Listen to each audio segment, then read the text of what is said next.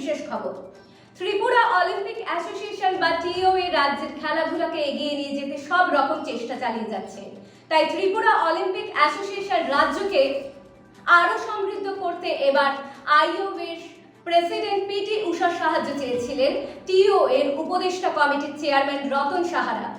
আইওএ দেরি করেনি, ত্রিপুরার প্রতিনিধিদের ডেকে নিয়েছিলেন পিটি উষা। আইওএর আমন্ত্রণ পেয়ে রতন সাহা, সচিব সুজিত রায় ও যুগ্ম সচিব নতুন দিল্লির অলিম্পিক ভবনে পৌঁছে যান।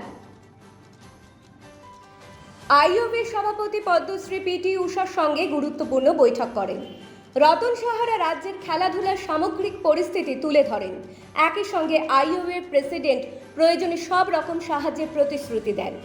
সূত্রের খবর, আইওএ এবার রাজ্য অলিম্পিক সংস্থাগুলির জন্য করণীয় কী এবং তাদের নেওয়ার সিদ্ধান্ত খুব শীঘ্রই জানিয়ে দেবে।